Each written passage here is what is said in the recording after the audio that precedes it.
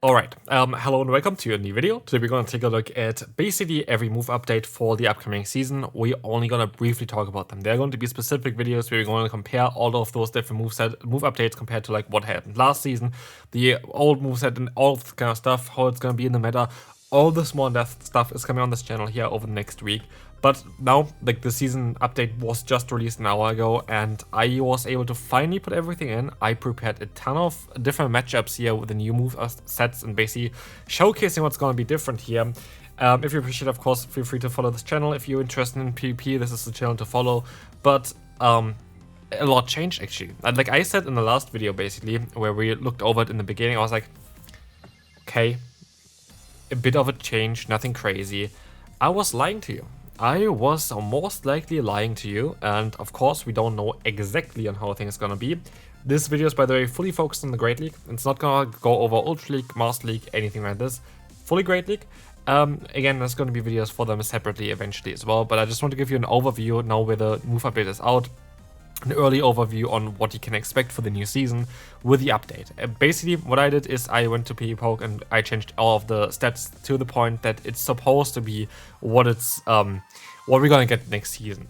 For some of those moves, for example, low kick, you don't know exactly here what energy generation increase you have. For some, it's kind of clear. For wing attack, it's only gonna be +1, absolutely. For heat wave, it's expected to be at 45 energy for 75 damage. If it's at 40 energy, it would be way stronger. We don't know. We can only guess. For Waterfall, I opted to give it +2 energy, which leaves it at 11 damage and 10 energy generation, which I think is then a clone of Mudslap, which got nerfed here to 11 damage as well. Yeah, that would be then a Mudslap clone, Waterfall, which would be very solid then. Yeah, that's basically, I think, for that one. Low kick again. Low kick I put to 8 energy and 5 power, which is then the same as a wing attack. I think that all makes sense. Of course, for energy increase here, like Mud Bomb, I just gave +5. That is just for the things that we don't know yet. For Mud Shot, of course, it's +1. So it's like 9 energy and 3 power. So, well, let's move on. Let's take a look here at some of them. I am not showcasing everything that's even relevant for this meta right now in this video because it's so much. It's so much. First off, low kick. Here we kind of organize it based on what we have on this. I just put it on the side for myself real quick. What we're gonna see here is low kick. Low kick is now a wing attack clone basically, or I think wing attack is the same as, let me see actually. I think there are other moves, there are fast moves, they're very much the same as this one. I think quick attack and vine whip or something. Vine whip, yeah, exactly. This is the same as low kick now, right? Exactly. This is the exact same now. That's a low kick would be in my current, we don't know the energy cost, but it must be like this kind of, would be a clone of Vine Whip, which would be alright. And here we go, take a look at how this is going to be for example, Annihilate. So you're going to have a higher energy generation than Counter by actually quite a bit for Annihilate, which we don't have prior. And Annihilate is kind of cool because you have the part Ghost typing on it as well. So you're going to get faster to the moves, but also you don't do as much damage as Counter. If we're going to compare it, for example, to Counter, we're going to see that the damage output is quite significantly lower, nearly half of it. So you don't have really the immediate effect of Rage Fist on it, but you're going to get faster the Rage Fist. Do you want that? Depends. But yeah, this is basically for Annihilate. Is it going to be better with that? Chestnut, again, Vine Whip is going to be the exact same as Low Kick, but actually Low Kick is going to be very likely better on Chestnut because you have already Frenzy Plant as a super hard-hitting move that's safe to go for, while Superpower is not as safe to go for.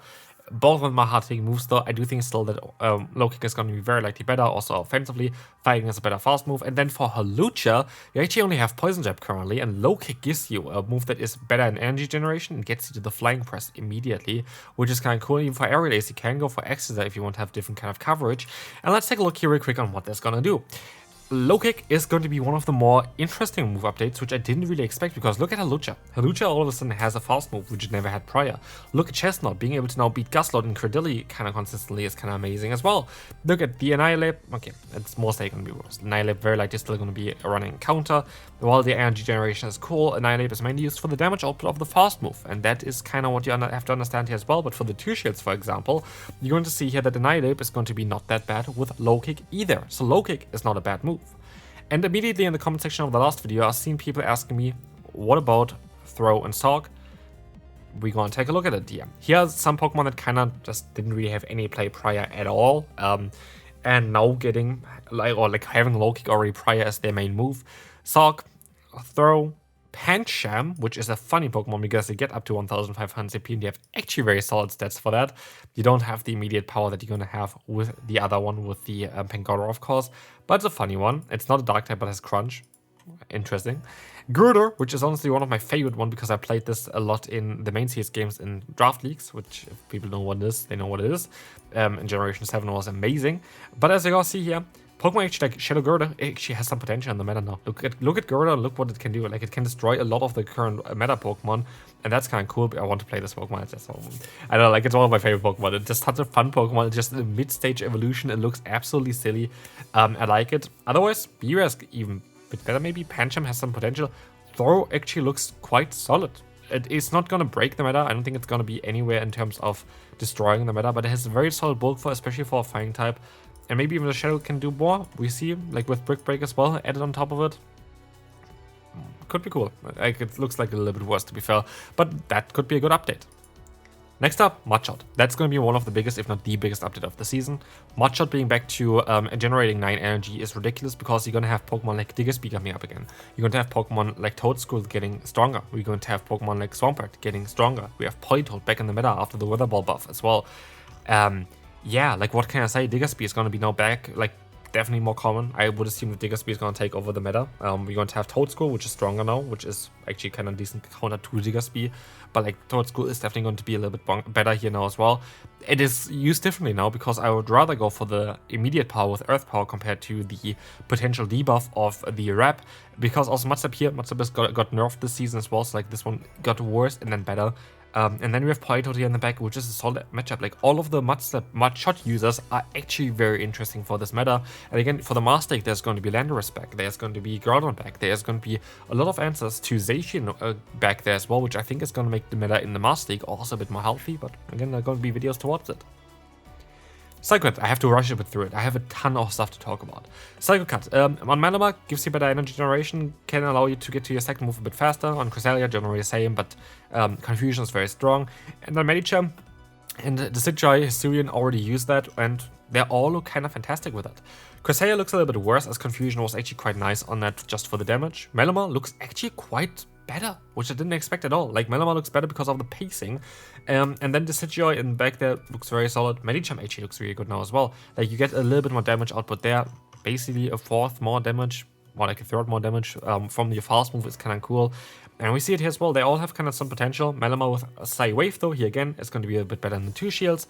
The same goes for Confusion, Cresselia, and then of course the rest we don't have comparison. Waterfall. Not that many Pokemon that are really benefiting from Waterfall, but here are some that actually I think going to be kind of crazy if they buff it basically the way expected. Because look at the Empoleon. Why is this Pokemon getting stronger again? It's already everywhere, and Waterfall could literally change some things for it around as well. It needs to have 10 energy though, because that is a big game changer in terms of pacing. Because for 4 fast moves of that move now, you would allow you to get up to 40 energy, which then allows you to get to a Drill Peck, to a Hydro Cannon. That is the game changer here. Same goes for Goliathspot, because you have Access on this Pokemon. Same goes for Primarina, because you have Hydro Cannon on this Pokemon. And here you see why this is so much better now, and it just pacing is still very solid, even though you're gonna gain a ton more damage from your fast attack, which you didn't have prior, and that's why this kind of looks good. Doesn't mean it's always going to be better, which you see here with Goliathspot in the 2-shield scenario, where you're going to have the spam of Fury Cutter, the spam of the damage of Charm on Primarina side, and then Empoleon as well. So I do think it's kind of still balanced, but it's interesting. We have Wing Attack next. Again, like this is going to be a very long video. Wing Attack is going to be interesting as well here. We have just a few Pokemon there. A lot of the Wing Attack users as well, that they're still going to be more laid on basically, is all I want to say, because yeah, I kind of wanted to split up the attack availability updates compared to the move updates directly.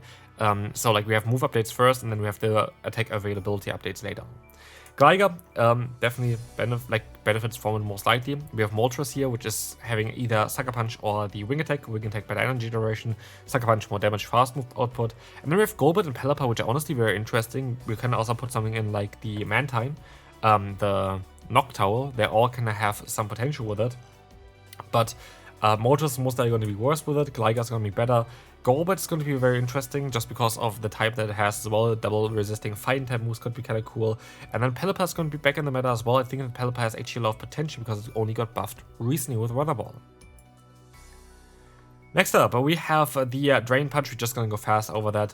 Slowbro looks actually kind of solid. Don't get me wrong, this Pokemon looks actually solid. The rest, like, it's not gonna be that crazy. It's getting like from 20 damage to 40 damage, double damage for the move. The move itself is still very bad, but it's kind of cool.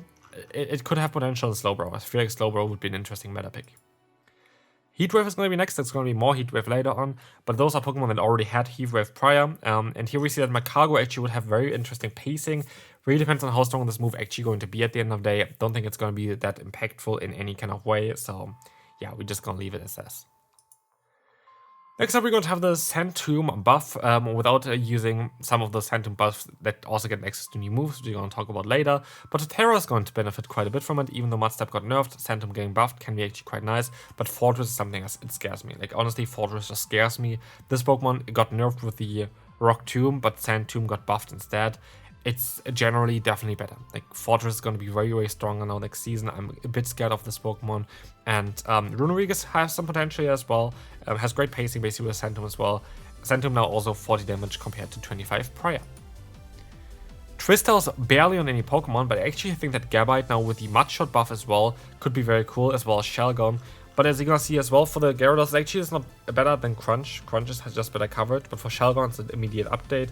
Gabite could be a fun meta breaker, just generally with like the Flamethrower as coverage, and then we have the Pidgeotto in the back here, which yeah, it doesn't get to the CP, but has Twister, Air Cutter, and Wing Attack. Wing Attack we already talked about as well. So yeah, that's going to be an interesting one. Scizor actually gets nerfed quite a bit. -1 damage is actually going to have a ginormous impact on this Pokemon. I would not recommend you to really get this Pokemon. That's why it wasn't, I think, in my Pokemon to build. It can work out in the 2 shields, don't get me wrong, like it still has pressure, but Scizor got nerfed twice as Night Slash also got nerfed, which I don't talk about anymore in this video. Same goes for the Volt tackle change, but Scissor's going to be a bit worse, definitely. All the Mud starters getting nerfed, they're still kind of solid in their own kind of way. Claydol got nerfed twice. Golok is going to still be okay, definitely, like it's not going to be the biggest update there. It's -1 damage on 12 damage difference, so like you have a 10% lower damage output basically from your fast attack. It's not as much actually, it's just like 9 or 8%.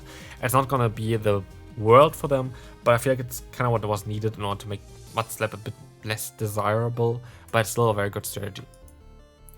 Mudbomb, I actually thought Stunfisk would go, but apparently not. Like actually Stunfisk looks very, very solid still. So, yeah, like it's still going to be usable. It just doesn't have the crazy pacing with this move anymore. It has the crazy pacing with Discharge still.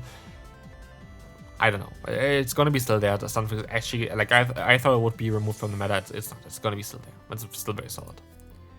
Bastion got nerfed with the damage. We had it prior. It's still going to be there. It's still going to be there. Don't get me wrong. This Pokemon's not going to go anywhere.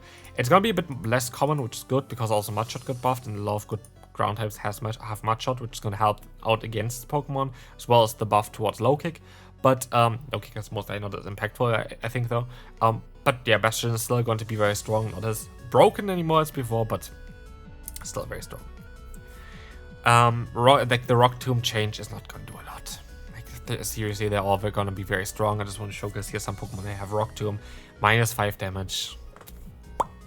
Nobody cares. Like literally nobody cares. It's still gonna be like the main reason for Rock Tomb is the debuff, and you still have that. So Rock Tomb is gonna be there still. It's not gonna impact at all. Yeah, we're gonna start off with the attack availability updates. We're gonna get Gliscor getting access to acrobatics. Night Slash got nerfed. Wicked Attack got buffed. Sand Tomb got buffed. Lots of changes for Gliscor. Moltres with Wing Attack getting buffed, Fly getting added onto this Pokemon, and Articuno getting access to Powder Snow, which reminds me of one of my favorite games, which is Pokemon Mystery Dungeon. If you ever played the first one of that one, you definitely know that Articuno learns Powder Snow, because it destroys you in there easily. Anyway, we're going to take a look here real quick. Gliscor is going to be definitely a little bit better now. I do think that Acrobatics is a great move on this Pokemon, but you have like kind of the syndrome that you don't know which move set you kind of want to run. Here it says the middle one is the best, which Wing Attack, Sand Tomb, and Acrobatics. It's very much flying type based though.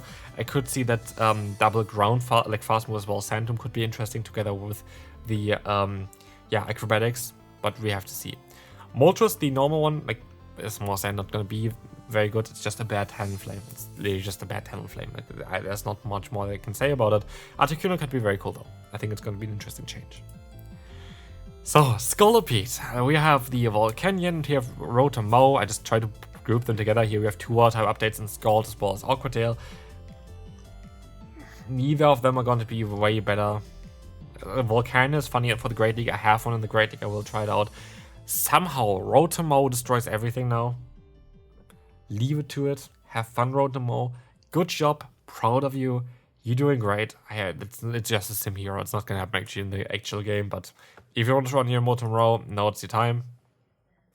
We have Air Cutter, Heat Wave, Pidgeot with either Gust or Wing Attack. And that's going to be interesting. And also you could have Pidgeot with the other move, Feather Dance, but I do think that Air Cutter is kind of nice. Also we have Togetic with Psyshock and Heat Wave. Here you can also decide to go for Dazzling Gleam, for example, in order to have some more stab damage, if you want to have a bit more damage output. Heat Wave itself I think is actually kind of cool on Togetic, because it can destroy Steel-type Pokemon, which otherwise you could struggle against. Zapdos, on the other hand, I said Heat Wave most likely doesn't make any sense at all. Why would you run it? But now I was thinking about it, actually it does make sense because it gives you one thing. It gives you the option to get faster to a different charge within Drill Peck. So imagine you have your Zapdos, you're up against a pure Steel type. I don't know which one, Registeel, have fun with that. You can get now to the Heat Wave after just 5 fast moves and not having to go up to a Thunder Shock or a Thunder, which takes way longer. So like it's just a pacing thing. Is it going to be better than Thunderbolt? I doubt it, personally. I think just Thunderbolt itself has just a bit more of a nuke factor that you just don't get with having Heat Wave. So I doubt it's going to be the better move on the Zapdos, but still, that's going to be the Heat Wave updates here. For Pidgeot, it's tough. It's tough for Pidgeot. I'm not sure if it's going to be better or not. Togetic itself, definitely a good upgrade. We have 3 more to go. Heracross and Camerupt. Heracross getting access to Fury Cutter as well as Rock Tomb. Camerupt getting access to also Rock Tomb, that's why they're together, as well as Scorching Sands. Camerupt actually has some play. Heracross actually has some play. They're both actually kind of interesting. I do think that neither of them going to be like super common. But Heracross having access to Fury Cutter, Rock Tomb, and Upper Hand is a very good moveset. Like, it's a very, very good moveset. And regional Pokemon that got buffed, which is interesting. But it's actually going to be quite interesting. But again, it's also released in raids, like literally with the upcoming event, so it's gonna be kind of still alright. By the way, for the low kick, we also have it on Kangaskhan, which is also gonna be available for the go-to this weekend in X as well as in raids. Service tweet. Anyway, all the Wormadams got access to Sucker Punch. Only one is interesting, which is going to be, of course, the Wormadam Trash, which is the bulkiest, which is the best, which has the best typing. Steel and Bug is the only real way of a Bug type being strong. And as we will see here, this is actually going to be a bit of an upgrade towards this Pokemon. Nothing crazy though, you can still run Bug Bite, which is going to be a stab. Both is fine, it doesn't really matter too much. But it's not a downgrade, it's kind of a cool side grade. And now to the final one, because you cannot get Machado in the Great League, which has access to Shadow Claw, which we talked already in the last video about. We have the final one here, which is going to be the Flygon and the Garchomp for the Great League. And funnily enough, honestly, the Garchomp here in the middle as well, like, they actually look quite funny and quite good with Twister. Twister is going to be amazing for it. Especially Garchomp is going to be amazing for the Master League. I think the Flygon is going to be way better for the Ultra League. So, like, those going to be having some play there as well. And this is going to be it for the video. I hope you enjoyed it. There's going to be a lot of content coming up. This was quite a bit of work and quite a bit of a video now. But yeah, I hopefully see you in the next video. See you then. Bye bye.